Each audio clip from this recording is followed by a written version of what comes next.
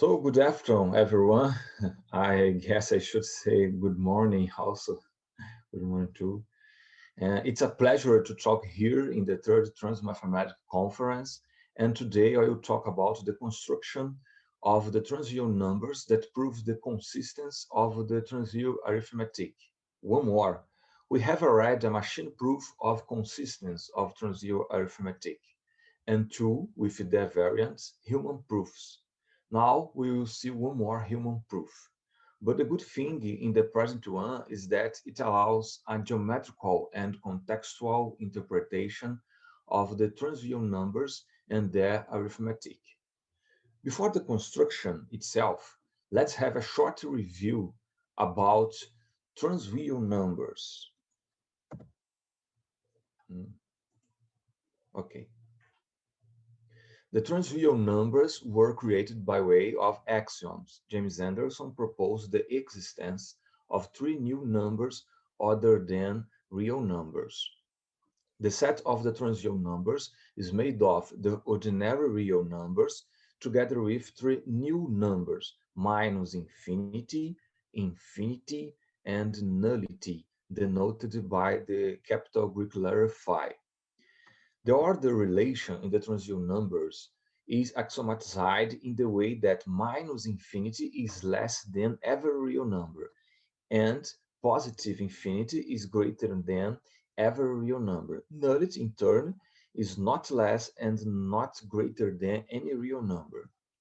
The addition works so that the sum of two real numbers is the usual sum. Minus infinity plus minus infinity is minus infinity.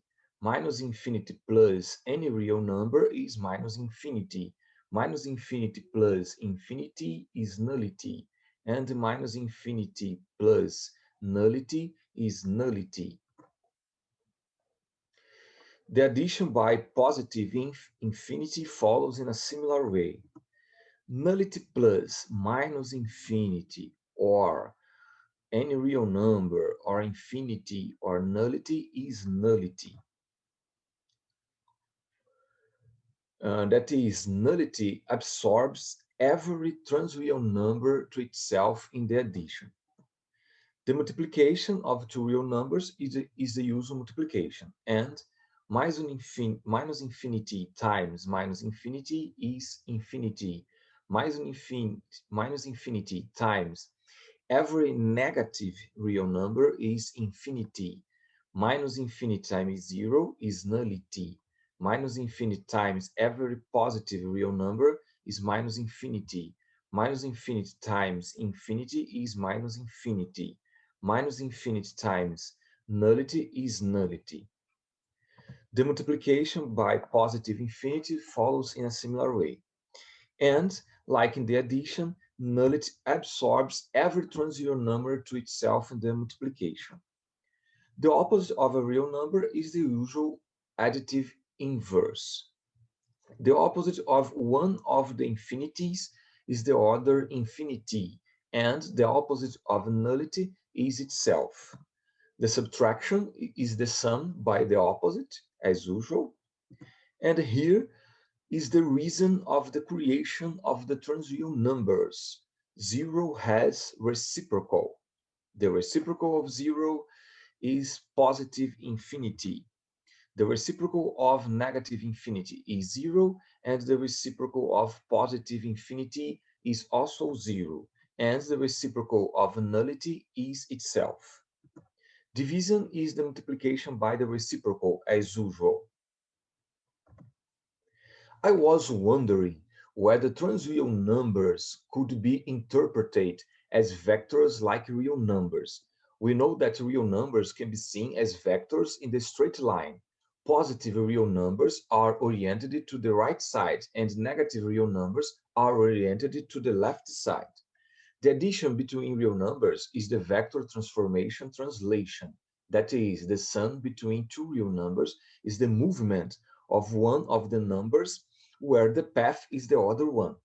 The multiplication between real numbers is the vector transformation dilatation.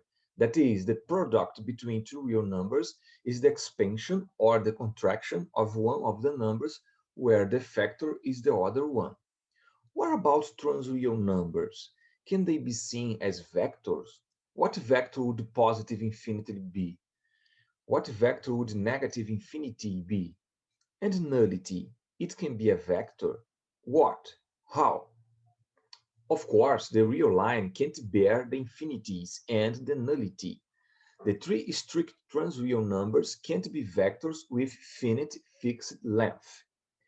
I propose that positive infinity is a positively oriented vector, as you can see, whose size magnitude is greater than the size of any real vector, but not fixed size. We can see the size of this vector metaphorically as being similar to the localization of an electron in its orbital. That is, at each time in which positive infinity is operated on, it has some size which is certainly greater than the size of any real vector, but not necessarily the same size as in a previous instant operation. We emphasize that we are not interpreting positive infinity as many vectors or an indeterminate vector. Instead, positive infinity is a unique specific vector, but with variable length. In a similar way, negative infinity is a negatively oriented vector whose size magnitude is greater than the size of any real vector, but not fixed size. At each time in which negative infinity is operated on, it has some size which is certainly greater than the size of any real vector, but not necessarily the same size as in a previous instant operation. The number nullity can be understood as a vector whose size assumes a value each time it's operated on. But unlike infinities, the size of nullity doesn't have the restriction of being greater than any real number. The number nullity is unique, definite, and determinate. However, its size as a vector can be any real number or else any size greater than every real number at each moment in which nullity is operated on. Furthermore, we understand that nullity does not reveal information about its size.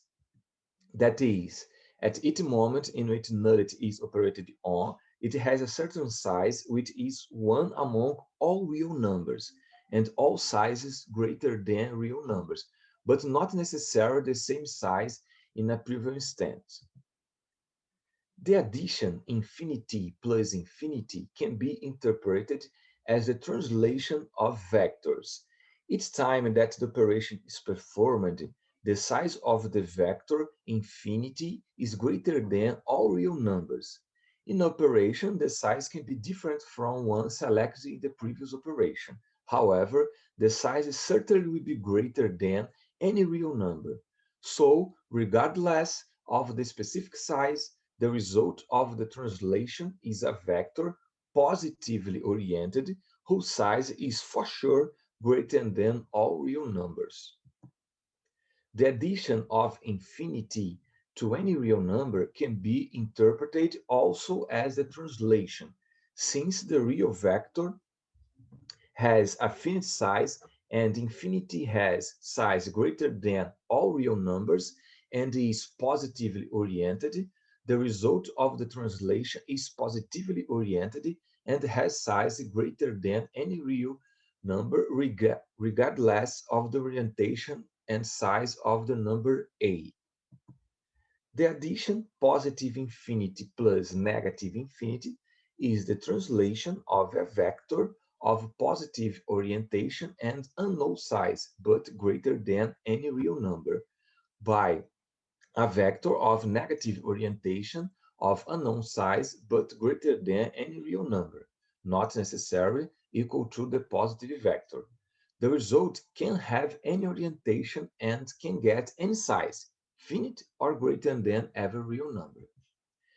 In the addition infinity plus nullity, since nullity can have any of the two orientations and any size, finite or infinite, the result can have any orientation and any size. The multiplication infinity times infinity can be interpreted as the dilatation of vectors. A vector positively oriented with size greater than any real number stretched by an infinite positive factor results in a vector positively oriented with size greater than all real numbers. A vector positively oriented with size stretched by positive factor greater than any real number results in a vector positively oriented with size greater than all real numbers. It's similar for negative factors, but now changing the orientation of the vector in the result. When we dilate a vector by the factor 0, the vector turns into a degenerate vector, that is, a point. So we have a problem, because in this way, the product infinity times 0 would be 0, but we want nullity. An alternative to solve this trouble is take the vector 0 not exact size 0, but with a size that is randomly taken infinitely close to 0. In this way, vector 0 has size in a similar way to non-finite vectors. Its size is not fixed but is variable in an orbital. In this case, the numbers infinitely close to 0. The multiplication infinity times nullity has a similar problem. Nullity vector can have any size. When the size of nullity is 0, the dilatation of the vector infinity is 0. And when the size of nullity is non-zero, the dilatation of the vector infinity is infinite. In this way, infinity times nullity could have only infinite and zero sizes, not the finite or non-zero ones. Thus, infinity times nullity couldn't be nullity, because nullity is featured for having any size. The solution is the size of the vector nullity is not random among exact real numbers, but among numbers infinitely close to real numbers. Where can we pick numbers up that play the role of infinite size and size that are not exact real numbers, but infinitely close to ones? In the set of the hyperreal numbers. The hyperreal numbers are the way of we give a rigorous definition to random size of transreal vectors. Before I present this rigorous construction, let me show you the main information and properties about hyperreal numbers that we will see. The set of hyperreal numbers is an ordered field which properly contains the set of real numbers as a subfield. There are hyperreal numbers whose size is less than any positive real number. These are numbers infinitely close to 0.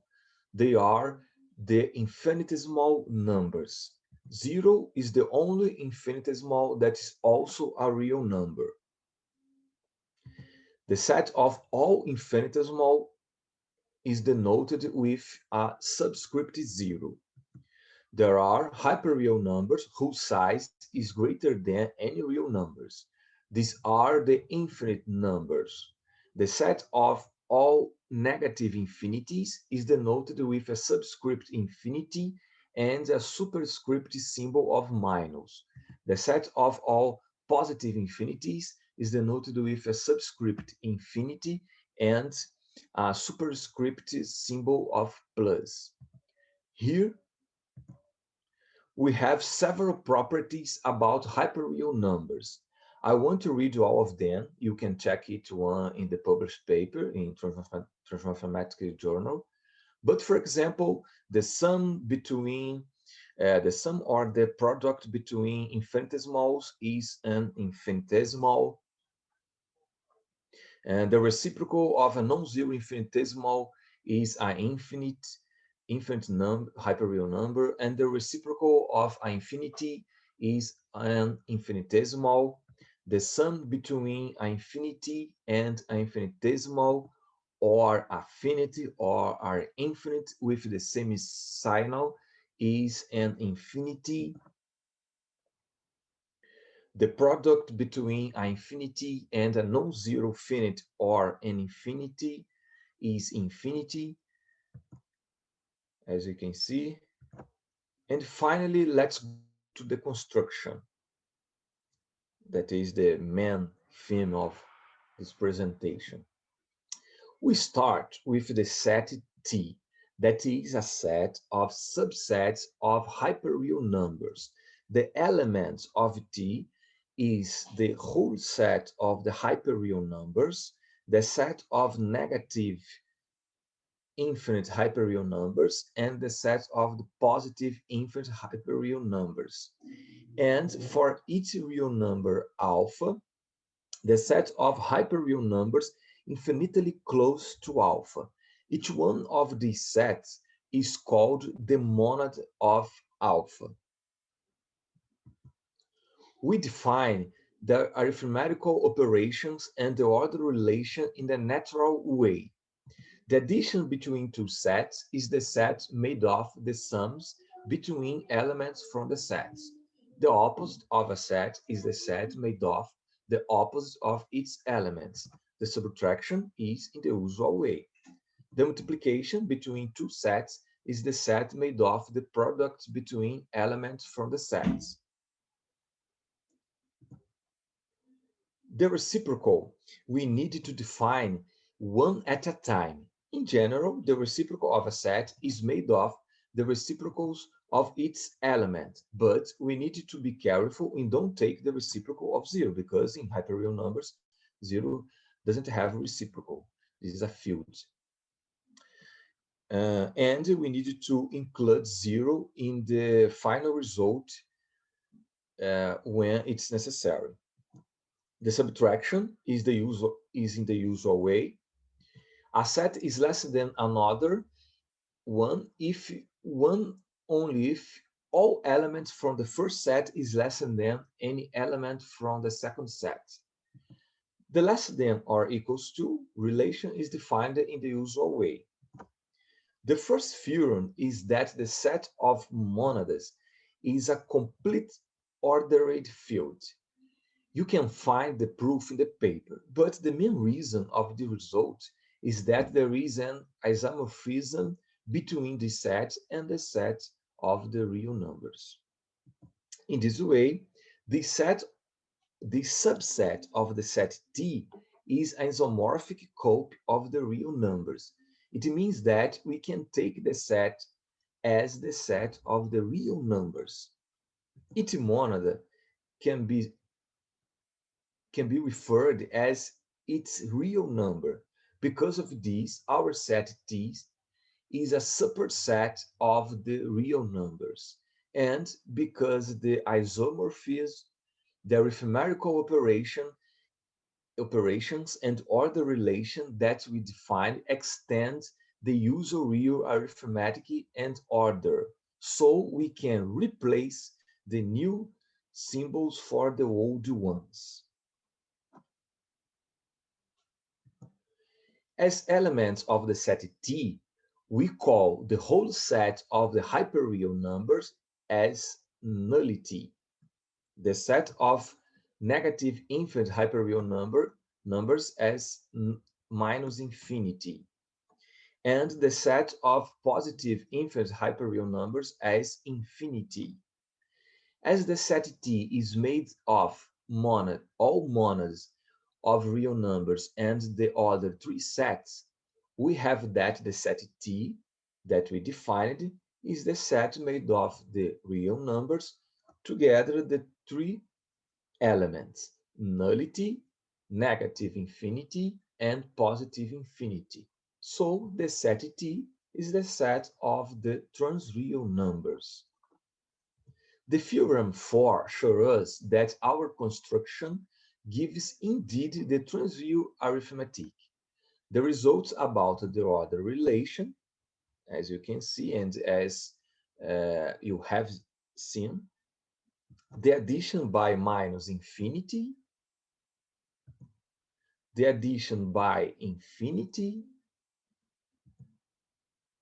the addition by nullity, the multiplication by minus infinity, the multiplication by infinity, the multiplication by nullity, the opposite, the reciprocal. Notice that 0 has reciprocal, and the reason why the transreal numbers were created, the division by 0. I won't show the proofs of all items, but I took 2 of them as examples. The first one is the addition infinity plus minus infinity. Infinity is the set of all positive infinite hyperreal numbers, and minus infinity is the set of all negative infinite hyperreal numbers. The addition between 2 sets results in the set made of the sums between their elements, and we will see now that it is the whole set of the hyperreal numbers. If X is a positive infinite hyperreal, then it can be written as the sum of a positive infinite and a negative infinite hyperreal. If X is a negative infinite hyperreal, then it can be written as the sum of a positive infinite and a negative infinite hyperreal. If X is another hyperreal, then it also can be written as the sum of a positive infinite and a negative infinite hyperreal. In this way, all hyperreals can be written as the sum of a positive infinite and a negative infinite hyperreal. So the set sum is the set of all hyperreal numbers.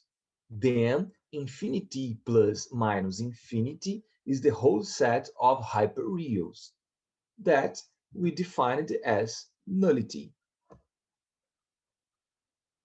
The second example is the multiplication infinity times minus infinity. Once more, infinity is the set of all positive infinite hyperreal numbers, and minus infinity is the set of all negative infinite hyperreal numbers. The multiplication between 2 sets results in the set made of the product between their elements, and we see now that it is the set of all negative infinite hyperreal numbers. If X is a negative infinite hyperreal, then it can be written as the product of a positive infinite and a negative infinite hyperreal. In this way, the product is the set of all negative infinite hyperreals numbers. Then infinity times minus infinity is the set of negative infinite hyperreals that we defined as minus infinity. I thank you all of you for your attention, and you can comment or ask questions. Okay, does anyone have any questions? Yeah, I could start. Do. Yeah. So in what sense is the consistency proof easier by having the consistency of the hyperreals available? Can you state that in some way? So let me be sure if I understand your question. You think this proof more easier than the other ones, the old proofs? No. So I assume that the consistency of the hyperreals plays a role in this consistency proof. Okay, yes. But if you would not have that information, would it be harder to prove the consistency? Yes, but we have the consistency of the hyperreals from reals from the work of what's the name of the guy? Conway, I guess. Yes, but we have let me search. Robinson, I guess. Anybody else want to guess? No. Robinson, Abraham Robinson. the North American mathematician, proved that hyperreals are consistent from real ones. I see that, but what I wonder is it really true that this helps you to prove the consistency of the transreals? I mean, this construction is so complicated that Okay. it may not be easier than a direct consistency proof. Okay. Yes, this is a construction by defining arithmetic operations in sets, and we have already consistent by other ways, but this way can give us the interpretation as transreal numbers as vectors. I think is it good because Okay, it's rather the qualitative point that you have the interpretation as vectors. Yes. And does this also lead to a non-standard analysis form of transrational arithmetic somehow? I mean, do you import the infinite small elements in the transreals? Yes, but how can I say the transreal with this construction is the same, the set of the transreal numbers, because I didn't introduce the infinitesimal numbers as transreal numbers. I see. Yeah. Could you easily do that, or not at all? Yes, we can. I think we can, for example, construct a set of hyperreal numbers if we take fractions with denominator 0, but with numerators being hyperreal numbers. Okay, that would work. Mm-hmm. Can I throw in, we already did that in the algebra paper, where we described the construction of the transreals and introduced transfields and so on. And one of the examples was the field of hyperreals. Okay. So it exists. Right, thanks. Welcome. Steve. In the construction with of vectors, interpreting this as vectors, you described 0 essentially not as, you say you can't use 0 itself, you must use values, you must interpret it as values infinitely close to 0.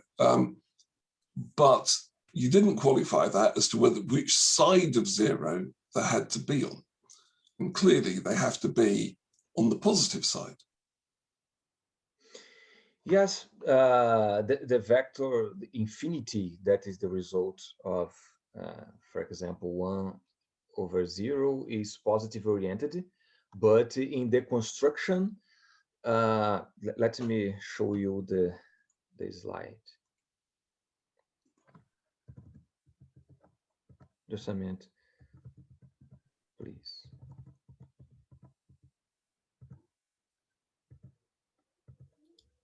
Yes.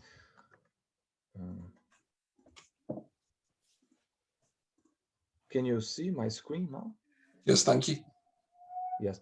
So notice that I defined the reciprocal of positive infinity as the reciprocals of the positive infinity, but the opposite also of the reciprocals. And because of this, here I included the negative numbers infinitely close to 0. And the reciprocal of the infinitesimals, the numbers infinitely close to 0, I took only the absolute value of the reciprocals, only the positive values. Yes.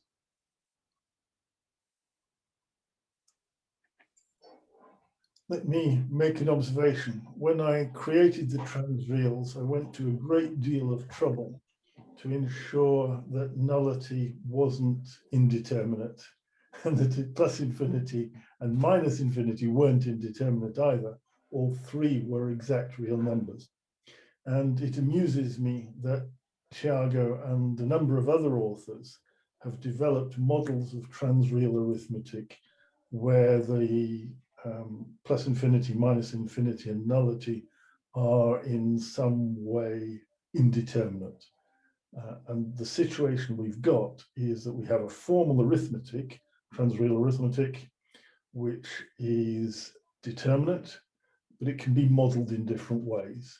And the question is, in the future, will those models have any extra advantages?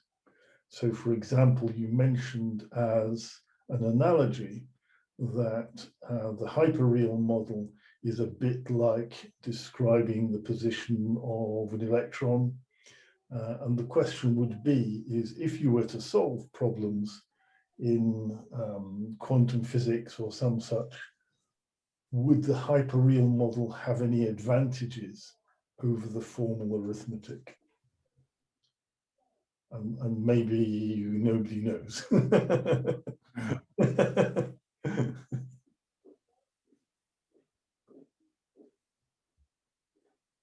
Okay, any more questions?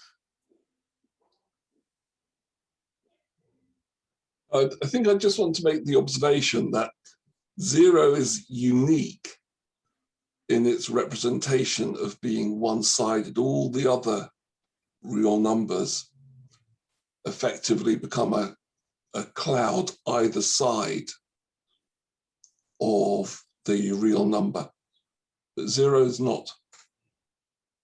And that's what that modulus is doing in the first line. And that modulus is also protecting the sign of the inverse of the negatives. Yes, actually, I took the inverse of the negatives, but because A can be also negative numbers, but I took the absolute value of them. So I took the inverse of the negative, but I turn into a positive number. Yeah.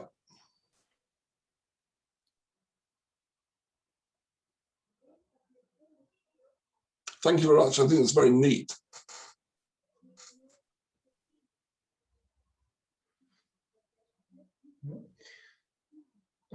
So, if there are no more questions, we'll stop there. Do you have a question, John? You know, since Robinson's early work, various people have taken up the hyperreals and done a lot of things with them. So there's no shortage of individuals whose lives are entirely consumed by working with the hyperreals in probability theory and stochastic mechanics, all sorts of places. And I wondered whether, Tiago, you know, you could pursue a little bit more the community that, or some individuals in the community that work with these things, and ask them some probing questions about what have they done with the system other than reproduce complicated issues in the calculus. You might find some interesting answers, which might feed into your bridge.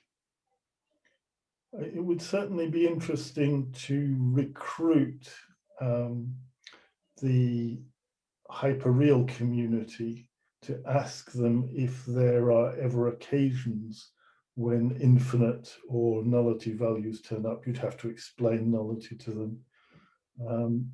I did something similar with the linear algebra community. So I rocked up at one of their big conferences and went around asking people questions about indeterminate linear systems and probing them to get an answer that was leading toward transreals and discovering where their interests lay. So the only way I know of to make effective contact with another group of scientists is to turn up at their conferences. I don't find that email contact works. Introduction via people does work, but you've got to know someone who knows someone in the Hyperreal community. It's very hard to cross the silo. In my experience, it's hard to cross the silos in science. But it would be very well worth doing. And if there is some problem in the Hyperreals that can be solved with a trans approach, then that would be great.